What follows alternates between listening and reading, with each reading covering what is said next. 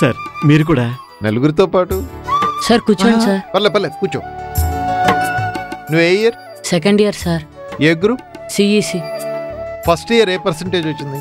63% వచ్చింది sir. Good good.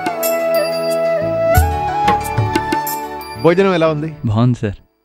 బాగుందా? చాలా బాగుంది సార్. కడుపు నిండా భోంచేసి బుర్ర నిండా చదువుకోవాలి. Okay sir. Okay.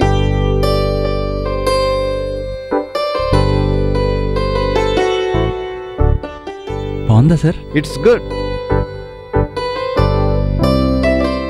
Purushottam garu, దీనికోసం మీరెంత ఆవేదన పడ్డారో నాకు తెలుసు. నేను అర్థం చేసుకోగలను. దేనికైనా మొదటి అడిగే కష్టం. మీ మొదటి అడుగు కృషి ఫలితం భవిష్యత్తులో ఎంతో మందికి స్ఫూర్తినిస్తుంది. Keep it up. వస్తాను.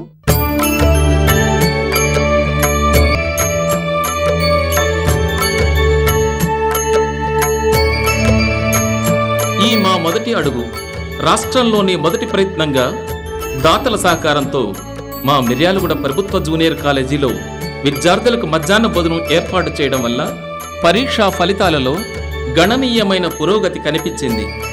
మా ఈ ప్రయత్నాన్ని స్ఫూర్తిగా తీసుకుని ఇప్పటి వరకు 70 కాలేజీల్లో విద్యార్థులందరికీ మధ్యాహ్న భోజనం ఏర్పాటు చేయడం వల్ల అద్భుత ఫలితాలు సాధించారు.